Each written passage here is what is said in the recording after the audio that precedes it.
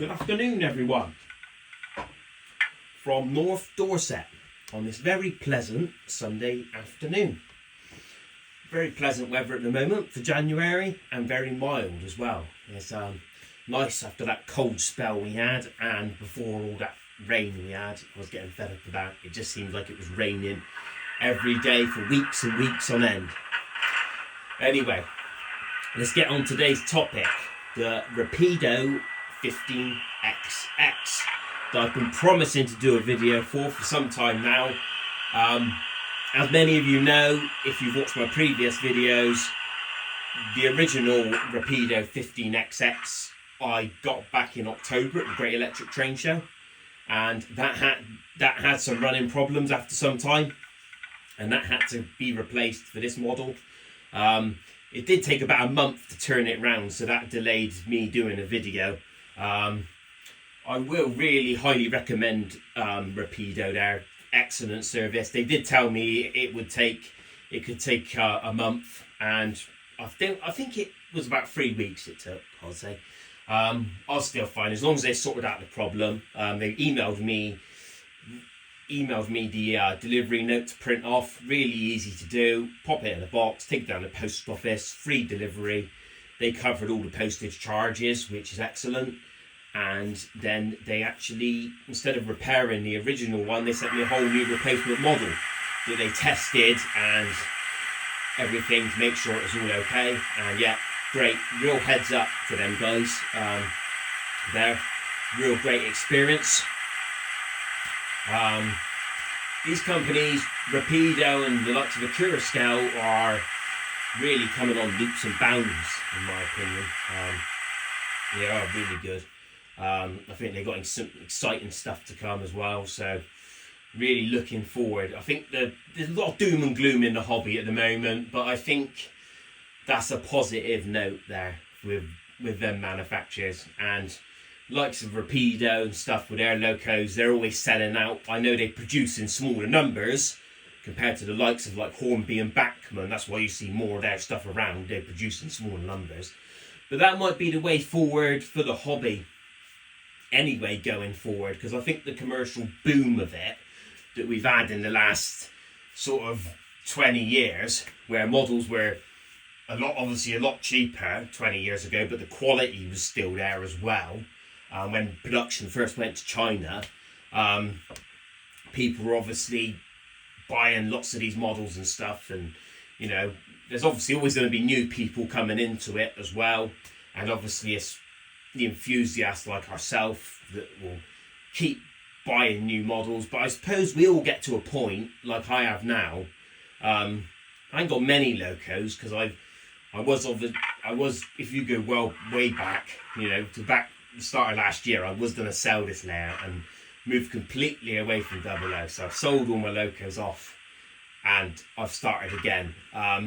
This time I've done it a bit different. I haven't just gone and bought a I'm not just buying any locos I just like the look of. I'm sort of thinking now a bit more carefully. Do I really need that? Can I afford it?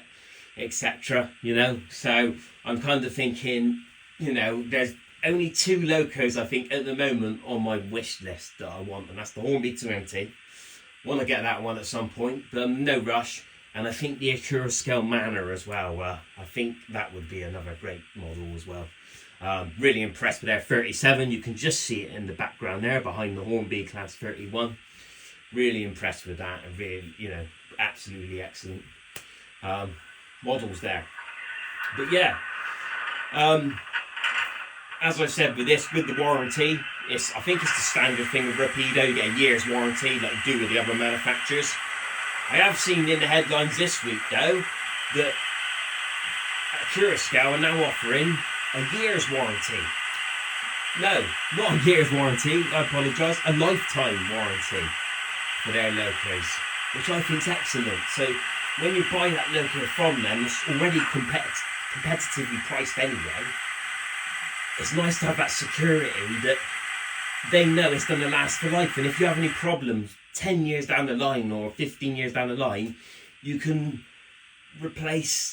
get that replaced or sorted out. That's absolutely great, I think, because when we buy these models, they're not like disposable items. We're buying them to keep them for as long as they can. You know, you see locos now. I sell stuff on eBay, second-hand locos that are like 50 years old, and I service them and they're still running and that. So they're something you're buying for to outlive you effectively. And hopefully they will. You know, you may have to replace the motor at some point. It's probably only got so much of a life in, but it's nice to know that they've got how to put it exactly. They got that much faith in their models that they can actually offer out a lifetime warranty, like Gagemaster do. I think they still do it with their controllers, their analog controllers. Don't know about digital ones, but they offer a lifetime warranty on them, which I think is excellent as well. And that definitely sells the product as well, because if you're buying it knowing you're going to get a lifetime warranty, that's going to make you buy it. Nice to have that security there. Instead of buying it, you've had it 18 months, it's gone wrong, and then you have to pay £4 out of your own pocket to get it repaired. And for how expensive these models are, you expect them to last a good number of years before you start having problems. As long as you maintain them, etc., they should go on and on. Anyway, I'm going to stop waffling on and go through some sounds on the Rapido 15XX. So, firebox glow, which you can see through here, through the camera, as well. Lights up the whole cab. Brilliant. That is on F0. So that's the lights. Shame you don't have lights on the actual loco, at the front of the loco as well. But I think we will be seeing that in the years to come. Eventually, we'll be seeing like what Hornby are working on with the smoke and lights.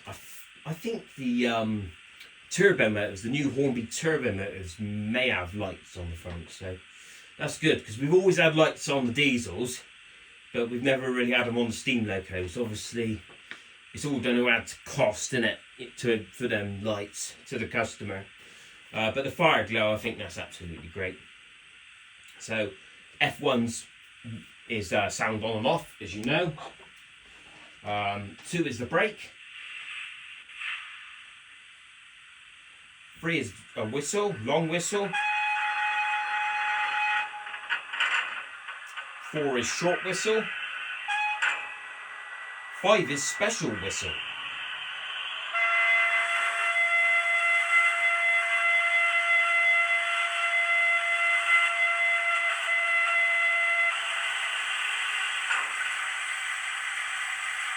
6 is guard whistle, that's function 6. 7 is train set mode. Not too sure about that one. I think it does tell you about that in the manual. I think I did read about it, but if any of you can enlighten about that function and what that function actually does in the comments, that would be much appreciated. F8 is coupling and uncoupling.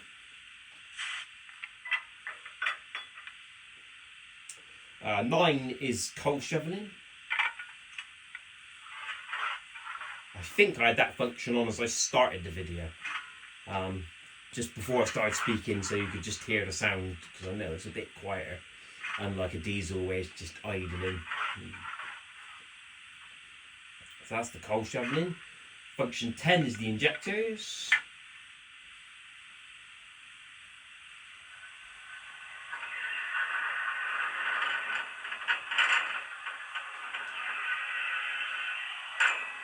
Function 11 is the blower.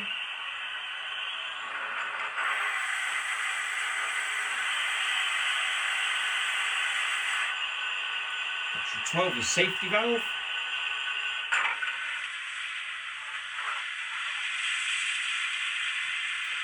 Function 13 is drain cocks.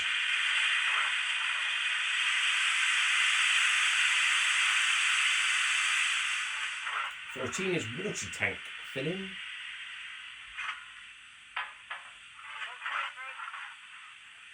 That's a good one. Some of these I haven't even tried out myself yet.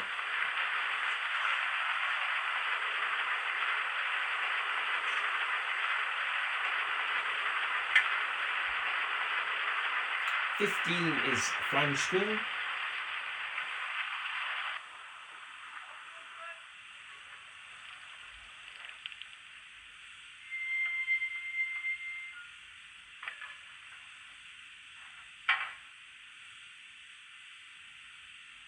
Maybe that one's when the loco's moving, I think, yeah.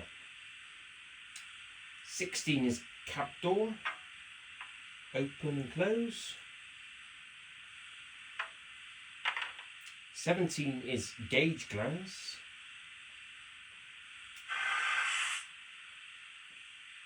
Gauge glass blow down, sorry. 18 is handbrake.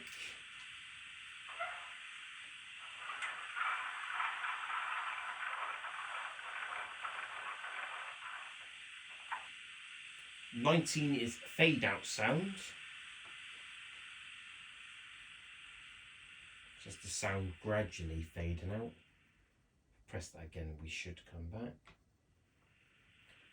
20 is shunt mode.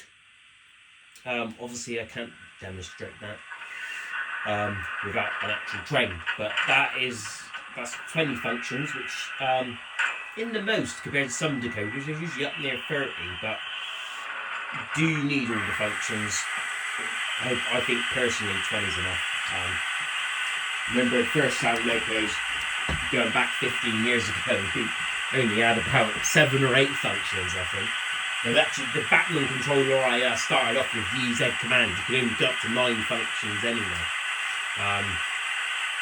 So yeah, those were the days.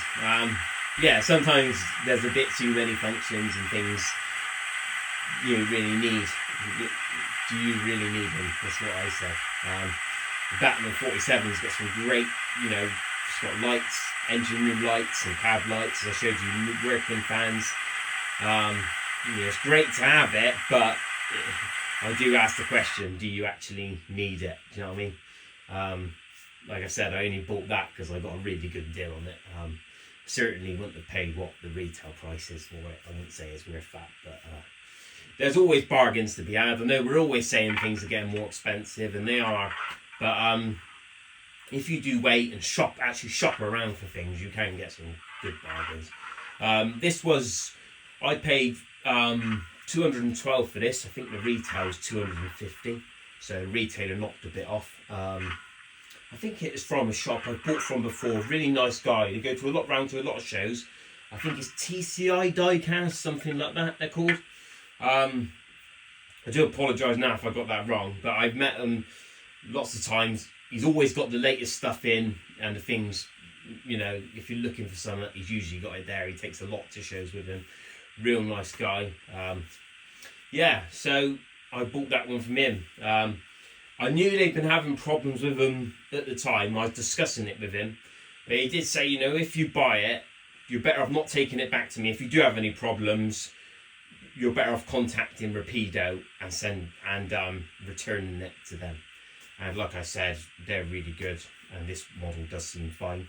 It was a strange one with it, because when I first got it, the original 15XX, it was absolutely running fine. The motor was a bit noisy, but I could live with that. Do you know what I mean? The sound drained it out. But this motor on this one is super quiet, so even better. That's an added bonus. I would have lived with it, but after having it sort of about a month, then I started having issues with it running, the sound cutting out and things like that. And that's when I did contact Rapido. I thought, well, this isn't right. So I don't know really what happened there, but however, it didn't cost me anything to post it to them, and they returned me this new model absolutely free of charge. Really good from them guys. Absolutely excellent service there. So hopefully, hopefully now second batches have come, etc. Well, I don't know. Maybe this was the first batch, because the guy at the shop I bought it from said they're not going to be producing these again or something for 5 years. I don't know why, whether that was true or not, etc. But price-wise, 212 ain't too bad, I don't think, because you've got an ESU decoder in there, firebox flicker, and there's a smaller loco, but excellent detail. Do you know what I mean? Die-cast boiler on it. So really, I don't think that's bad value for money in this day and age, for what you're getting there. So I was happy with that price, really. Not long after, I did see Hatton's had them on offer around Christmas time, and they were about 189, a little bit cheaper. So if you could get one a bit cheaper than that, I think 212 was the standard price with the discount from the retailer. So I was still happy with that. And yeah, so that was that. And yeah, great model, really pleased with it. Definitely would recommend it. I sold my Bachmann coil web tank because of this, and I thought this is what they used to shunt coaches into platforms, etc., like the coil web tanks did. So I thought no point of having two locos doing the same thing on the layout, so decided to sell that one and replace it with this one, which in my opinion is far more superior with the sound and the smoke box flicker, and runs better as well. Doesn't have stay alive, which I wish it did have. That's one thing I would say to a Kurska. All their locos come with stay alive, and I do love that. I know not every loco really needs it, but with a small loco, with short wheelbase loco like this, going over points sometimes, the track's a little bit dirty, the sound cuts out. So, you know, I hope going forward more manufacturers do sort of factor that stay alive in the price, fit the locos with it, because that is a great feature, I reckon, and it's nice to have. You know, I don't mind paying a bit extra for that. I think it's worth it for having the loco run properly. Nothing worse than spending lots of money on a loco, get it home, and then it doesn't run very well, or it does run but it's a bit inconsistent. So it's nice to have that. I think that's a great feature to come out like over the last 10 years to stay alive. And you know, with the TXS decoders, as I've said before, you just plug them in, so that's excellent. Nice. So, you know, you could probably fit one to this, but I just don't think I personally have the experience to do it. And I like things just to be ready to run. You know, you can just get out of the box and it's all ready and good to go. You know, you haven't got to sort of open the body up, put a sound chip in and that. So that's kind of nice with the Kurska locos. Every sound fitted loco they do, I think, comes with the stay alive, which I think is great. I've got those two locos, the 31 and the 37. They've both got stay alives in. The 31 I fitted myself with the TXS decoder. Like I said, that's just plug in, so that's great. Yeah, you can hear it there making hissing and making funny noises. Yeah, I apologise this took me so long to do this video, but it's just finding the time and getting around to doing it. But yeah, really impressed, really recommend it. Like I said, for the money, it is quite good value for money, I'd say. With that die-cast boiler, you've got a lot of pulling power, I would say, there, because the weight's there, you know. I haven't really got to worry about that on this layout. I only pull around 3 Mark 1s at once, so it's not really a problem. But yeah, absolute great. And yeah, appreciate any comments, any feedback to how I can do these videos better. You know, I'm trying to get a bit better at it as I go on. You know, I started doing these videos a year ago now, and you know, now I've got sort of better lighting, etc. So I'm getting a bit better. I'd like to obviously go a bit more down the editing route once the channel sort of gets bigger and things like that. I'd like to go down that sort of route, editing and things like that. But it's still early days yet. It's still early days, but I'm trying to at least try and do 1 video a week. I think the next one I'll do probably is me showing you around the actual railway room as well, and I'll probably try and do some more videos of the layout actual running, the locos running. I just find it best just to do videos like this, me going through the functions where, you know, you can, and a close-up shot of the loco as well. I just find these videos good. But if you know, any tips, don't worry about criticising. You know, I won't get funny about that. You know, to me, it's constructive criticism. You know what I mean? Anything that can help me, you know, because I really do enjoy doing these videos. So, you know, anything like that, I don't mind. I won't get offended, you know. So, but yeah. Anyway, I'll stop waffling on now, and I'll just show you me just running the loco off. Here we are. Let's give it the special whistle.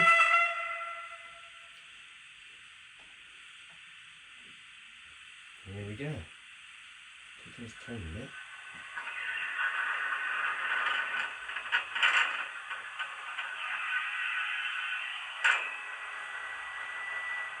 For some reason we can't move off. That's a bit embarrassing.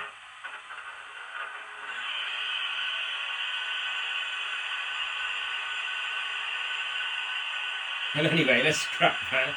As I say, you're just going to do it, me driving off. I've probably pressed something or put it on drive lock or something like that. Anyway, take care everyone, and I'll catch up with you all soon. Have a great rest of your Sunday evening. Thanks, bye for now.